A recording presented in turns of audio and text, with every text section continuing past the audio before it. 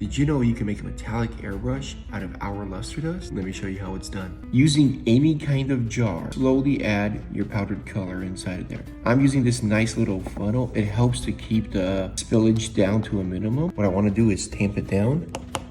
I have about 1/3 of the jar full of color. To that, I'm going to add 2/3 liquid. And that's going to give me the perfect blend to make a wonderful metallic airbrush color.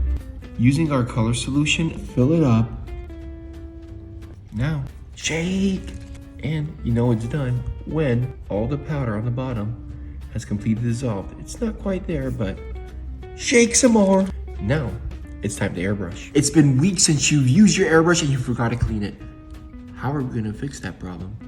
I'm gonna show you. The first thing we're gonna need is a nice warm bath so that it can go swimming. Don't worry, this is an air hose. There's no electricity. The easiest and most effective way to clean the airbrush is to ensure that the food color has an opportunity to hydrate and to dissolve. And if you look real closely, you can see little wisps of blue that's coming out. Let that sit for 15 minutes. That's going to give plenty of time for those food colors to fully dissolve. Pulling your airbrush out, you can see how color is now loosened up and it's breaking free. Now the fun part, we're going to turn our airbrush on while it's submerged and we're going to jiggle the trigger back and forth. What that's going to do is allow that needle to slowly but surely create a little bit of friction, allowing any additional color to break free. We want to dry our airbrush completely, and then I want to show you one last thing that you want to do. Sometimes if it's a bad enough situation where the color has completely caked onto the needle, take the tension nut on the back, unscrew that, and break the needle free. And we'll remove that, and we'll dip it in water. And because the needle is the most sensitive part of the airbrush, we're going to go from the base to the tip.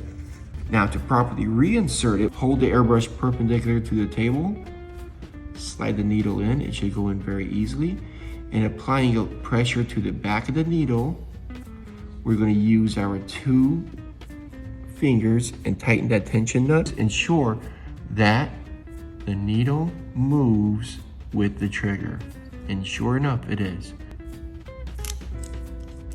And with that, we're ready to start coloring.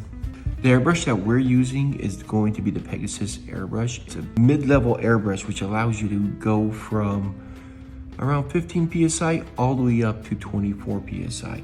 It has a lot of variability, so you can lower the pressure for finer detail, or you can go all the way up if you want to cover large surfaces. And it has an induction, on, off, no switches. So it's kind of cool that way. Now, because the sterling pearl, i.e. luster dust, will tend to settle out, what we want to do before we start putting it inside of our airbrush, give it a little shake. Probably about 13 or 14 drops, only to where the reservoir is about half full.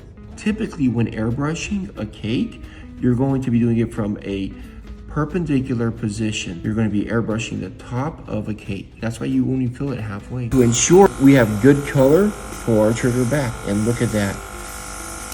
Perfect color.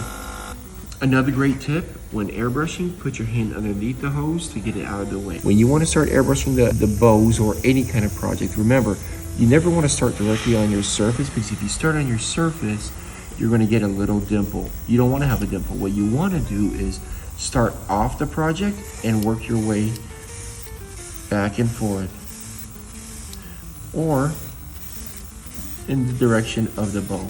We're going to want these bows to fully dry before we flip them over and start airbrushing the other side of them. I'm going to go ahead and turn it on its side and airbrush the edges.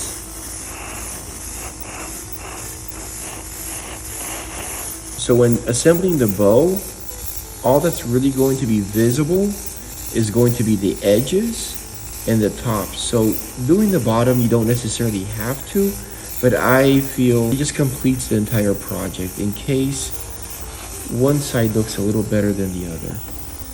60 more to go.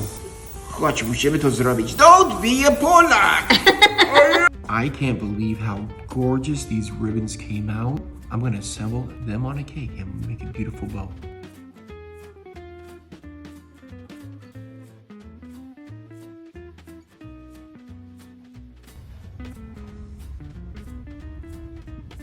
It's beautiful.